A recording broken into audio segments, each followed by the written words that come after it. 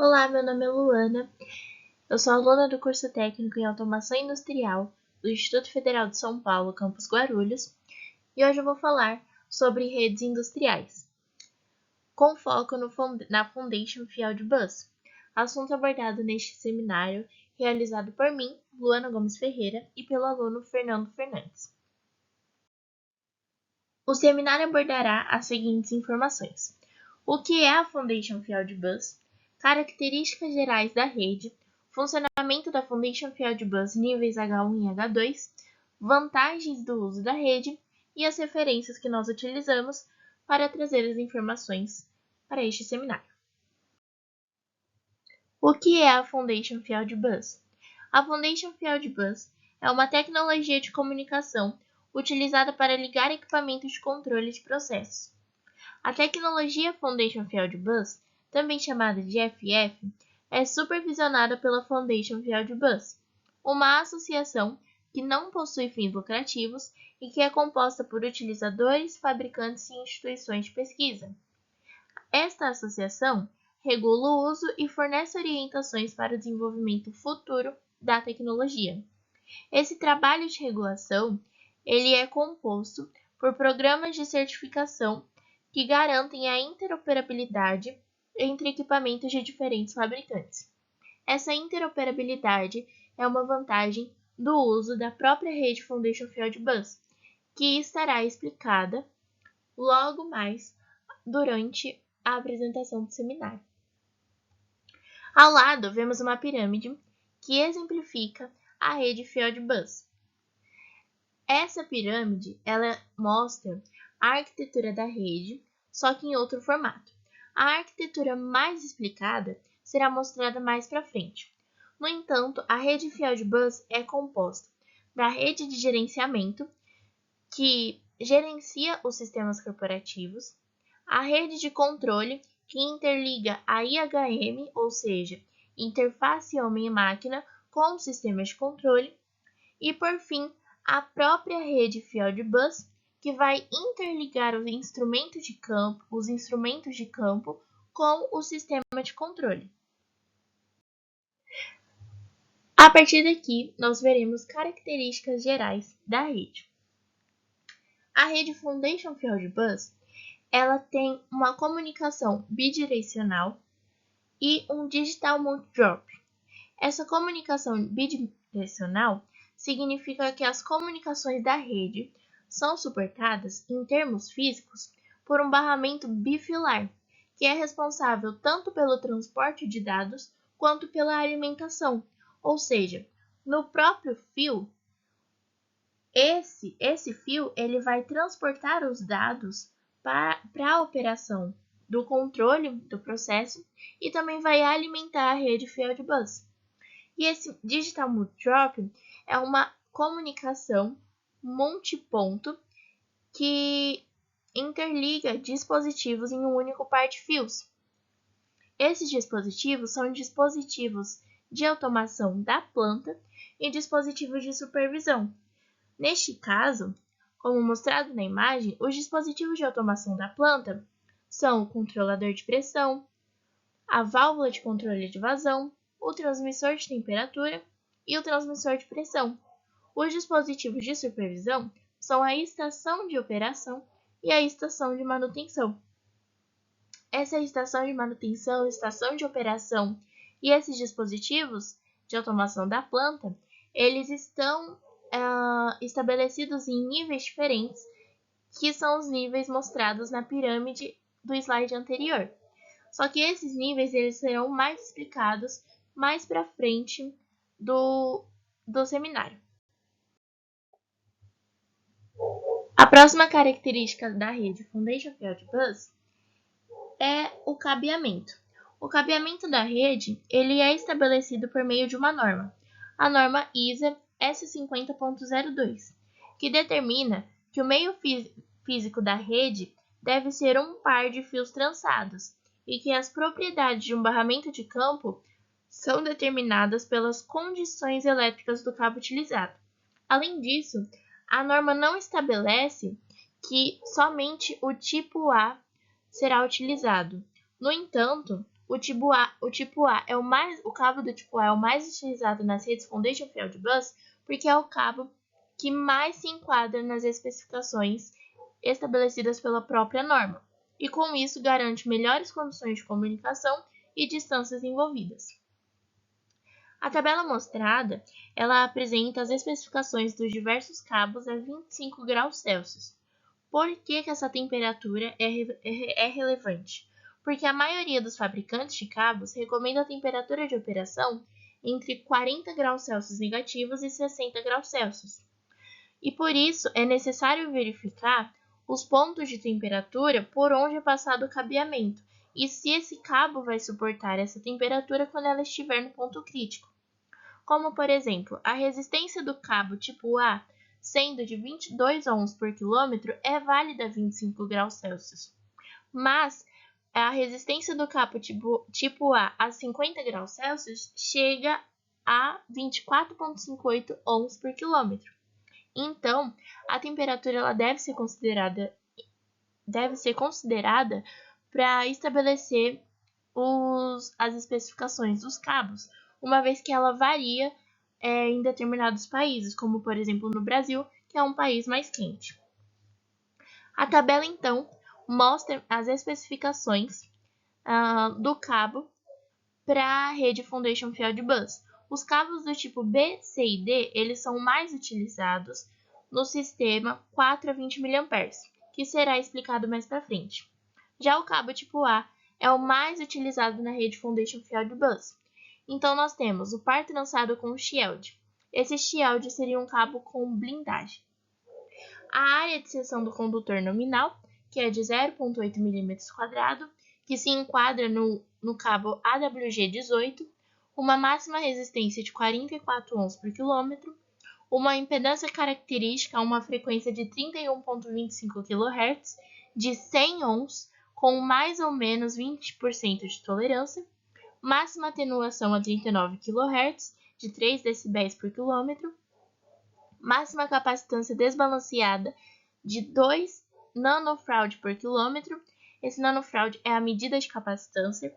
Distorção de atraso de grupo com uma frequência de 7,9 a 39 kHz, de 1,7 microsegundo por quilômetro. Superfície coberta pelo shield de 90%. Essa superfície é a superfície mínima coberta pela blindagem, que deve ser ou 90% ou superior a 90%. E a recomendação para a extensão de rede, que é de 1.900 metros. Essa recomendação para a extensão de rede é estabelecida por meio das regras de distribuição e instalação, porque o comprimento total do cabo ele deve ser considerado desde a saída do ponto da PSI, que é a fonte com impedância ativa, até o ponto mais distante do segmento, considerando as derivações. Então, o comprimento total do cabeamento será a somatória do tamanho do trunk, que é o barramento principal da rede, mais todos os spurs. Os spurs são derivações maiores que o metro, sendo que, com um cabo do tipo A, é de no máximo 1.900 metros em áreas não seguras. E em áreas seguras, com um cabo do tipo A, é de no máximo 1.000 metros, considerando que todos os spurs não podem exceder 30 metros de distância. Aqui nós temos a representação tanto interna quanto externa dos tipos de cabo. E também nós percebemos a diferença de distância máxima que se pode ter do cabo do tipo A até o tipo D. A próxima característica geral é a topologia mista. A rede Foundation Field Bus ela tem uma distribuição de rede com até 3 tipos de topologia. A topologia de barramento com derivações, a topologia de barramento ponto a ponto ou a topologia em árvore, também chamada de topologia em estrela.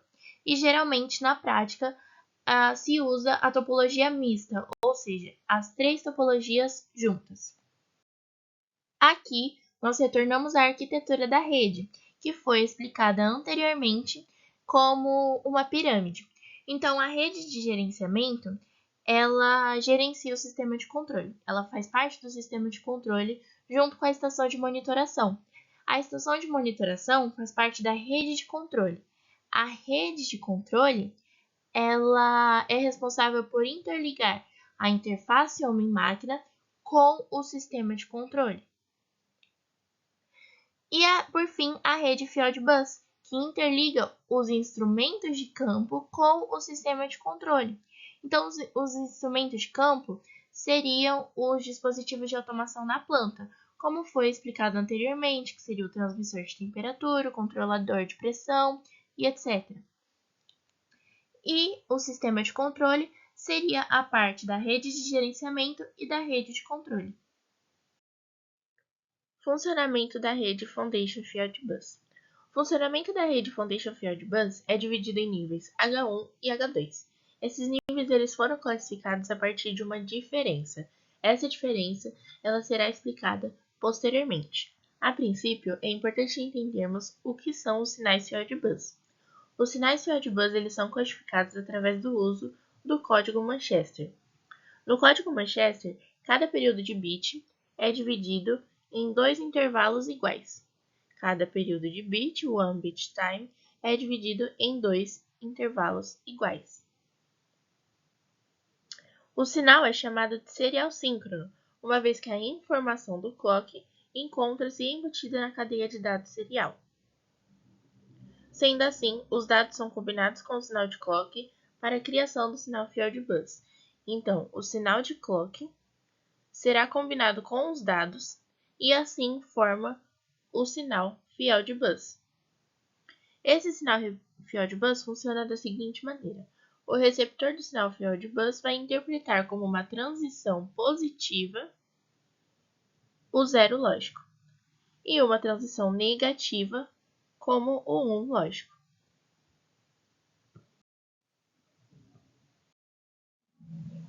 A tecnologia FF separa as comunicações de baixa velocidade, nível H1, das comunicações de alta velocidade, nível H2.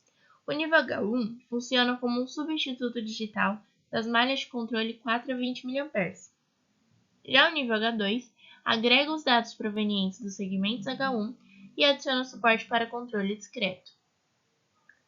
Assim, o nível H1 é um barramento digital que implementa um subconjunto do modelo OSI. O modelo OSI é um modelo de comunicação.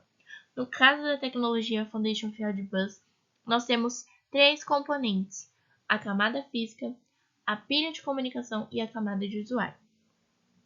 A camada física ela será implementada ao passo que as camadas 2, camada de link de dados ou chamada camada de enlace, e a camada 7, camada de aplicação, forem comprimidas na chamada pilha de comunicação, que seria essas duas camadas.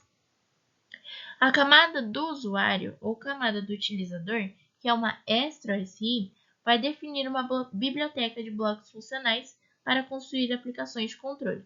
Esses blocos funcionais nós veremos a seguir. Os três componentes, camada física, pilha de comunicação e blocos funcionais, sempre estarão presentes em todos os instrumentos FF. Algumas características da camada física são barramento bifilar, como vimos anteriormente, com alimentação sobreposta de 24 VDC, velocidade de comunicação de 31,25 kbps por segundo, 32 dispositivos por segmento, que é o valor máximo de dispositivo por segmento, 7.600 metros de comprimento. Esse valor de comprimento ele vai depender da relação entre o sinal e o ruído e do número de repetidores utilizados. Além disso, na camada física, a topologia é livre. Essas características elas são estabelecidas com a compatibilidade da camada física com a norma IEC 61158-2. Já a pilha de comunicação, que seria formada pela camada de link de dados e pela camada de aplicação, que é a especificação de mensagem, ela implementa um protocolo de comunicação. Esse protocolo é o do tipo mestre-escravo, que garante a entrega da mensagem em tempo real. O dispositivo mestre ele é conhecido como LAS, Link Active Scheduler, porque ele vai distribuir testemunhos de acordo com um agendamento pré-definido. Esses testemunhos fazem o quê? Quando o dispositivo escravo recebe esse testemunho, ele vai publicar a mensagem no barramento que pode ser consumida por um ou mais interessados. O testemunho ele vai passar de escravo em escravo até que o agendamento seja cumprido até o fim. Tendo por base esse protocolo, o LAS ele vai implementar alguns tipos de diálogo, sendo diálogos programados, que acontecem periodicamente, diálogos não programados, que acontecem após a execução da estratégia de controle, lista de vivos, que o LAS ele vai enviar testemunhos diferentes para todos os endereços possíveis, e distribuição de tempo, que o LAS vai distribuir carimbos de tempo enviando outro tipo de testemunho.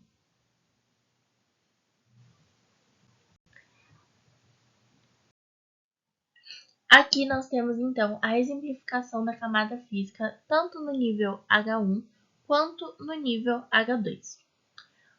A rede de baixa velocidade é a H1, que, como vimos anteriormente, foi feita para substituir a malha de controle de 4 a 20 mA, tem uma velocidade de 31,25 kilobits, aceita de 2 a no máximo 32 dispositivos conectados, e o cabeamento é pelo par trançado, que segue a norma como vimos anteriormente, aceitando um tamanho máximo de 1.900 metros em áreas não seguras. Já a HSE, que é a rede de alta velocidade, ela usa a internet com o protocolo Ethernet com o protocolo TCP por IP. E também faz o uso de switches ou roteadores. Nesse caso, tanto os switches quanto os roteadores, eles conectam vários dispositivos para criar uma rede. Mas, além disso, o roteador ele pode também conectar vários switches e suas redes para formar uma rede ainda maior. E a velocidade do HSE é de 100 megabits por segundo. Aqui ao lado, nós temos a representação de uma rede Fieldbus com os níveis HSE e o nível H1. Dois elementos que são importantes citar aqui seria o bridge. O bridge significa ponte e é um equipamento utilizado para conectar os segmentos de Fieldbus de diferentes velocidades. Como o HSE vai estar conectado pela ponte ao H1. E também temos o gateway. O gateway é um equipamento que serve para conectar um ou mais segmentos em outros tipos de protocolo de comunicação. Aqui é o Ethernet, que vai ser conectado pelo gateway a outro tipo de protocolo.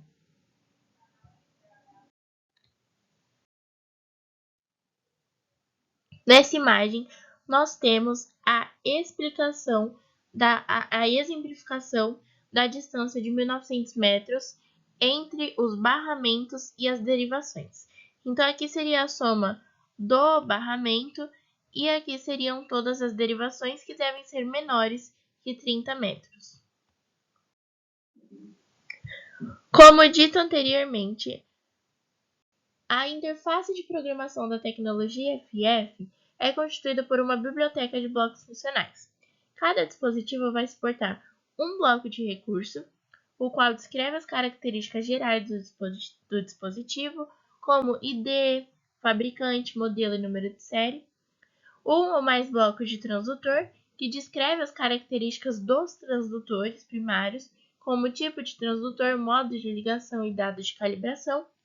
E um ou mais blocos de funções, que são esses mostrados na imagem, que executam algoritmos de processamento de dados, como o bloco de entrada analógica, AI, bloco de saída analógica, A0, bloco controlador proporcional integral e derivativo, PID, e o bloco gerador de setpoints, que é o SPG. A estratégia de controle ela é definida por meio de um diagrama de blocos de função, que é esse diagrama aqui. As setas, elas vão significar opções de transferência, operações de transferência de dados entre blocos interdependentes, como essas setas aqui no diagrama. Se os blocos residirem no mesmo dispositivo, os dados são transferidos internamente. Agora, se os blocos residirem em dispositivos distintos, os dados são transferidos através do barramento. É possível saber, então, quem fala com quem e quando fala. Por outras palavras, é possível fazer o agendamento dos diálogos programados. A utilização de funções pré-definidos promove a interoperabilidade de software porque os dispositivos podem ser substituídos por outros equivalentes sem que seja necessário alterar a estratégia de controle. Assim, nós partimos para um exemplo da integração entre o nível H2 com o nível H1. As vantagens do uso da rede Fieldbus estão relacionadas com um sistema de controle Fieldbus. Isso porque os instrumentos FF eles são considerados inteligentes, porque têm capacidade de executar algoritmos de controle de forma distribuída. E é essa capacidade que sustenta esses sistemas, assim chamados porque a estratégia de controle é descentralizada em torno do barramento, em comparação com outras arquiteturas de controle mais convencionais, como os sistemas DCS, Distributed Control System, ou os sistemas DDC, os Direct Digital Control. Os sistemas FCS são, normalmente, mais complexos e mais difíceis de configurar. Em contrapartida, oferecem bem mais vantagens. Então, uma das vantagens é a economia de fiação por conta da topologia em barramento, porque essa topologia ela vai reduzir significativamente o comprimento do cabo e na maior parte das instalações antigas é possível reutilizar o cabeamento existente. Visão expandida, porque a visibilidade do sistema de controle ela vai até os transdutores primários, ao contrário do que acontece nos sistemas tradicionais, onde a visibilidade não vai além das cartas de entrada e saída. E por último, redução de hardware por conta da inteligência acrescida no sistema. Por fim, a maior vantagem da rede Fieldbus é a interoperabilidade, porque a Foundation Fieldbus consiste em um protocolo aberto. Dessa forma, existem vários fabricantes com a sua certificação, que fornecem dispositivos de suporte que podem trabalhar juntamente com outros dispositivos de outros fabricantes, sem nenhuma perda de funcionalidade. Esta habilidade de operação sobre múltiplos dispositivos, independentemente do fabricante, em um mesmo sistema e sem perda de qualquer tipo de funcionalidade, é de importância fundamental em qualquer sistema. Por isso, sem a interoperabilidade, você não consegue substituir, você não consegue modernizar um sistema de controle e nem a cooperação entre diferentes fabricantes.